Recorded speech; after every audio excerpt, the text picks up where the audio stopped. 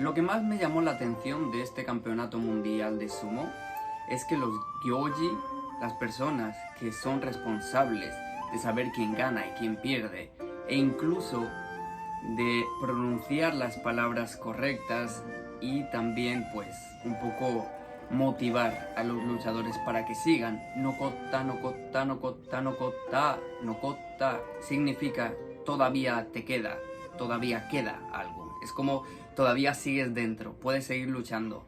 Habían algunos que decían nakota, que está bien, eres extranjero y todo eso, pero estás en un campeonato mundial. Por lo tanto, por favor, gyoji, si vas a hacer de gyoji, aprende las palabras, aprende la manera de moverte. Por ejemplo, había una mujer que era gyoji y su manera de decir nokota parecía que decía owatta, mada. Owatta significa terminado, mada significa todavía no. Entonces, si yo hubiese luchado, seguramente hubiese parado en muchas ocasiones, porque literalmente se escuchaba mada, mada, mada. Todavía no, todavía no. Y eso es lo que dicen los jueces, los gyoji en Japón. Cuando empiezas, dicen mada, mada, mada. Y ese es el tono en lo cual lo dicen.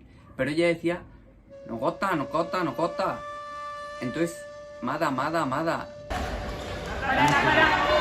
Nokota, nokota, nada. Es como muy similar cuando estás bajo esa presión. E incluso cuando yo estaba haciendo los vídeos, yo pensaba que ella estaba diciendo todavía no, todavía no. Por favor, aprende la pronunciación correcta, porque puedes hacer perder a una persona simplemente por tu entonación. También lo que me pareció es que los gyoji estaban en un campeonato mundial y habían algunos que parecían que eran muy amateur. No sabían exactamente dónde estaban, no sabían cómo hacer las cosas exactamente cómo se deben de hacer. En fin, sentí un poco ese amateur, pero en un campeonato mundial. Entonces, cuando veíamos a los japoneses, gyoji japoneses, se notaba que tenían experiencia, que tenían mucho bagaje, ¿verdad? Sin embargo, los demás parecía que nunca lo habían hecho, y está bien. Y está bien que no lo hayas hecho nunca. De todo se aprende, pero es un campeonato mundial. Por lo tanto, yo espero que haya gente que sea profesional, gyoji profesional, o que lleve mucha trayectoria para así poder dar el mejor desempeño y poder, digamos, elegir quién ha ganado, quién ha perdido de la mejor manera posible y de la manera más rápida posible. Y eso en este campeonato yo no lo vi así. Vi que había muchas veces que estaban perdidos, que no sabía si habían ganado. Habían incluso a veces que se veía claramente que había una persona que había perdido, pero le daban, digamos, decían que habían ganado.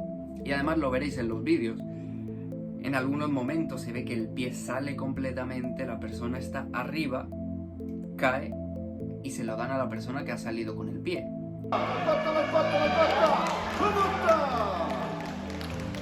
Entonces, no lo sé, creo que le faltaba un poco de profesionalismo.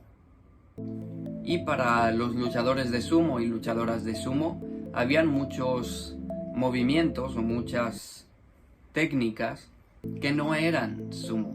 Y está bien que eso es lo que pasó con gente que vino de fuera a Japón, y entonces pues se implementaron nuevas técnicas y todo eso. Eso está genial. Pero no saberte ni los movimientos básicos para entrar al dojo me parece una falta de respeto hacia el sumo y hacia la cultura japonesa.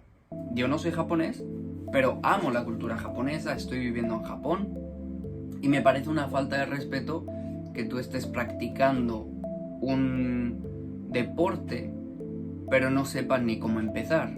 El sumo no se basa simplemente en luchar. Tiene muchas cosas dentro del sumo. Conlleva muchas cosas. El entrar, el respeto. Si llegas a las finales, pues tienes que hacer el movimiento, este movimiento. Y había mucha gente que no sabía este tipo de cosas o no lo sabían. Y eso me parecía que no es respetuoso. Y si yo fuese delegado, si yo fuese, no sé, encargado de de ese evento que es tan importante como es un mundial de sumo. Yo creo que no podrías entrar, no podrías participar si no sabes hacer sumo. Me explico, si no sabes hacer de A a Z, no puedes. Porque no estás haciendo sumo. Es como si estás, no lo sé, haciendo otro deporte y no sabes ni empezar, simplemente sabes golpear la pelota, pero no sabes que primero hay que hacer una entrada, segundo, si no sabes ese tipo de cosas no estás haciendo sumo, por lo tanto no puedes participar. Y había mucha gente que era bastante irrespetuosa en el sentido de la lucha. Hubo uno en particular que golpeaba, debería de haber sido descalificado totalmente, porque el sumo tú no golpeas con los puños. Hay una manera de hacer las cosas para no hacer daño al contrincante. Lógicamente vas a hacerle daño porque estás luchando, pero no de una manera intencionada. Y esa persona, en mi opinión, iba con todo y le daba igual. Segundo, porque la gente que hace sumo profesional, lógicamente, tiene muchas roturas, etcétera, pero no pasan constantemente. Sin embargo, en el mundial, 3 personas, si no recuerdo mal, 3 o 4 personas, una se rompió o se hizo un esguince, la otra lo mismo en la rodilla, en fin, hubo uno en las costillas. ¿Por qué? Muy sencillo. El sumo no tienes que ir con todo si no es necesario. Tienes que medir tu potencia, tienes que medir tu fuerza. Por eso, hacer sumo, no todo el mundo puede hacer sumo. Y puedo entender que sea tu primera vez, que sea un campeonato mundial, que estés nervioso, que quieras ganar. Y por supuesto, eso lo puedo entender. Pero lo que no puedo entender es que los jueces, Kyoji, no hagan nada para ello. Lógicamente, a esta persona, cuando golpeó, pararon el combate y le dieron la victoria a la otra persona, y eso es normal. Pero había muchas personas que no estaban haciendo sumo. El sumo no es simplemente golpear y ya está. El sumo es la posición, la manera con la que entras, el respeto que le tienes a tu contrincante. Ganes o pierdas, tienes que hacer la referencia, rei. Tienes que hacerlo, porque es una manera de respeto. El sumo no se basa en ganar. Lógicamente, como todos los deportes, queremos ganar, pero no se basa en eso, se basa en el respeto, viene de una religión sintoísta. Entonces, si tú quieres hacer sumo, en mi opinión, creo que es muy importante aprender la cultura, aprender la historia del sumo y de dónde viene el sumo, porque si no, no estás haciendo sumo. Así que por favor, si tú quieres empezar con el sumo o ya estás haciendo sumo, te aconsejaría que o leyeses o vieses vídeos para entender un poco la cultura japonesa, la cultura del sumo,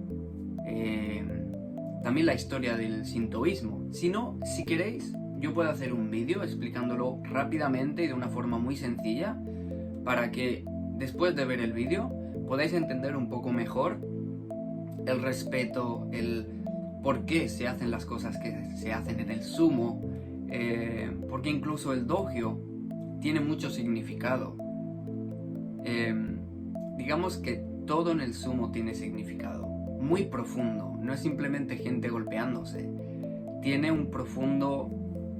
Digamos que si te gusta la cultura japonesa, tienes que empezar por el sumo, porque el sumo es la base de absolutamente todo. Y os explicaré un poco más si queréis ver ese vídeo. Dejadlo en comentarios y yo lo haré con muchísimo gusto. Espero que no se me malinterprete. Yo quiero que nosotros los extranjeros podamos hacer también sumo y compartir el sumo con el mundo a través del amor que tenemos hacia este deporte. Pero creo que es muy importante aprender la base para poder entenderlo, porque lo que yo vi o lo que me hizo sentir es simplemente que la gente hace sumo porque es bonito, porque es genial y ya está. Pero bajo mi punto de vista no es suficiente. Tienes que aprender a valorarlo, tienes que aprender a respetarlo, tienes que aprender la cultura, muchas cosas.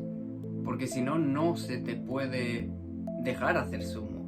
Puedes hacer otra cosa similar o parecida, puedes hacer wrestling, pero no sumo. El sumo va mucho más allá. Y además, una persona así hablando me dijo, los rikishi, un amateur no puede ser rikishi excepto si sigue unas pautas para ser rikishi. Rikishi no es simplemente un nombre o alguien que practica sumo. El rikishi es igual que el budista. Una persona que rece y todo esto y haga mantras no significa que sea un Buda. No se le puede llamar Buda. Ni tampoco monje. No se le puede llamar monje a alguien porque lea sutras y cosas así. El monje se convierte en monje tras entender o tras buscar el significado de los mantras. Su forma de vida va acorde con el budismo, etcétera, etcétera. Es decir, todo engloba el budismo. Entonces él se convierte en un monje.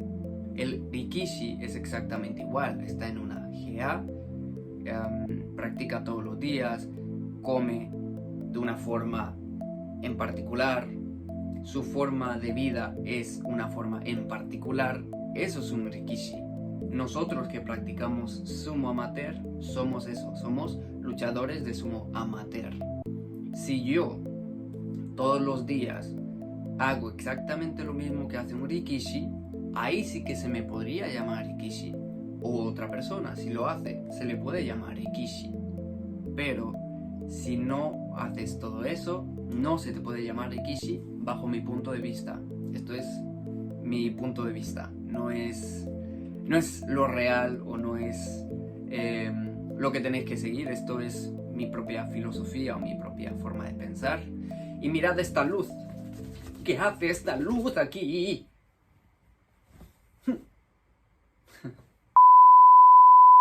Y mirad, ya que tengo un poco de luz aquí, cuando queráis algo que os guste, que os apasione, por favor, antes de empezarlo, investigad un poco. Investigad un poco, saber de dónde viene, y de verdad os va a cambiar la mentalidad. Vais a respetar mucho más, vais a intentar no ir con fuerza y forzarlo todo. No, vais a respetarlo. Porque el sumo es literalmente una de las partes más esenciales de la historia japonesa. Y de verdad, leed un poco sobre el sumo, incluso el principio de Japón, el principio de todo, se formó a través de una lucha de sumo entre dos dioses. Y como digo, si queréis que vaya un poco más en detalle, dejadlo en comentarios y haré un pequeño vídeo explicándolo. Así que nada, respirad sumo, haced sumo y que vuestro kokoro palpite a través del sumo. ¡Dios, qué luz! ¡Por Dios! Esto es el dios. Esto es el dios del sumo. El dios del sumo me está diciendo, ¡eres el elegido!